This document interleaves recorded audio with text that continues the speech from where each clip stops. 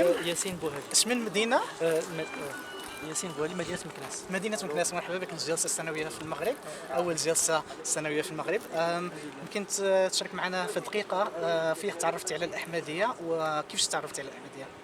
بسم الله. المهم الحمد لله أن كانت أول لقاء لي بالأحمدية هو في 1996. كنا شاهدنا الخليفة الرابع 96 إن شاء الله. كان في الخليفة الرابع شاهدناه في قناة NTA الأولى.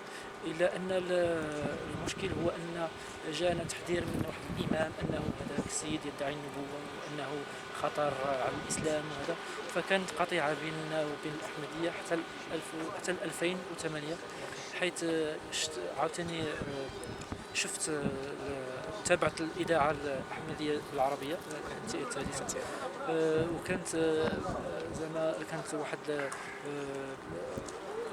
صعقة كبيرة أنه من شفنا تفسير وشفنا الأفكار ومن تعرفنا على كيفية الإسلام الصحيح، رغم أن كان واحد الحاجز كبير بيننا وبين بين واحد سني ويتقبل مسألة أن نبوة بعد النبي صلى الله عليه وسلم، وأن هناك خلفاء وأن هناك جماعة بالخلفيات اللي عندنا على الجماعات وعلى الخلفاء. فكان الحمد لله تفسير كبير للخليفة الثاني رضي الله عنه، والخطب الجمعة للخليفة الخامس، وكذلك لقاء مع العرب للخليفة الرابع، هما الوسيلة الوحيدة لإسرات الانضمام ديالي للجماعة. الحمد لله. شنو السنة ديالتي البيعة؟ في 2012. 2012. بارك الله فيك.